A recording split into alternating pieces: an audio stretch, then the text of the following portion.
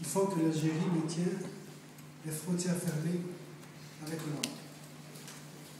S'il vous plaît, une petite analyse détaillée sur cette question. Ah, c'est deux choses différentes. Si vous voulez une analyse détaillée, c'est une chose. Si vous voulez des raisons directes, si je les avais, je ne serais pas là. Si je connaissais des raisons directes, je serais dans d'autres officines. Non, l'analyse directe, je la connais. Tout ce qu'on peut avoir à glaner ici. Et l'action des héros Maroc et en Tunisie, il faut bien savoir que, même si l'Algérie c'est toujours plus caricatural qu'ailleurs, la nature du pouvoir algérien et marocain sont encore dominés par les segments sécuritaires. Donc ils ont besoin de tension pour préserver les intérêts des différentes clientèles. Le makhzen algérien ou le makhzen marocain, c'est kiff vous les couilles. C'est pareil. Et tout ce qui peut amener un échange, un contact, une communication, de leur point de vue, peut créer une synergie et donc perturber l'opacité dans laquelle s'organise et se repartit de la richesse nationale. C'est plus grave chez nous, mais ça existe aussi au Maroc. Maintenant, du côté algérien, parce que pour l'instant, ce sont les Algériens qui se braquent, là-dessus, ils avancent le fait que lors des attentats qui ont ensanglanté le Maroc, les tout premiers attentats qui ont ensanglanté le Maroc, Hassan II à l'époque avait décidé de fermer la frontière.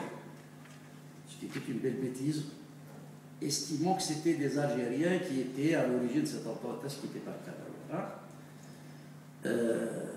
Mais depuis, les Algériens ont rebondi sur l'affaire, la belle au belle, donc on ne marche pas. Maintenant, il y a une raison qui est peut-être la seule rationnelle dans cette affaire-là.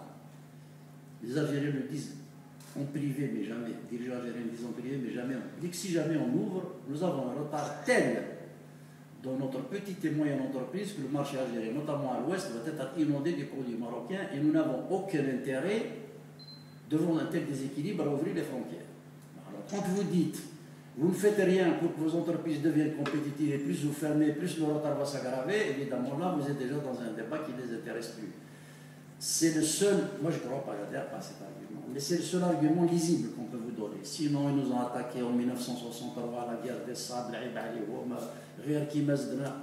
on venait juste de naître, ils nous ont attaqué. Les Marocains sont indignes, ils embrassent la main du roi, donc on n'a rien à voir avec eux. Voilà. Des dirigeants sérieux qui peuvent vous dire des choses pareilles, ça veut dire ne discutons pas. Mais le fond du côté algérien, c'est de tout fermer pour qu'il n'y ait pas le moindre espace. Et puis si vous habitez ici, vous devez le savoir, le traitement réservé à l'immigration. À chaque fois qu'un immigré arrive là-bas, c'est Lucifer Shaitan al-Rajim. C'est un dangereux sous-marin de l'Occident pervers qui arrive pour perturber la quiétude et la prospérité nationale. Tout ce qui est extérieur, qui peut d'une manière ou d'une autre perturber le ronronnement brejnevien dans lequel on macère aujourd'hui est un danger. Et vous mettez la frontière algéro-marocaine, pareil avec l'Union européenne, pareil avec l'OMC, pareil avec l'UPM, et c'est tout à la vie. Pareil avec l'immigration. C'est l'enquistement. Ben, on va lever alors la conférence et puis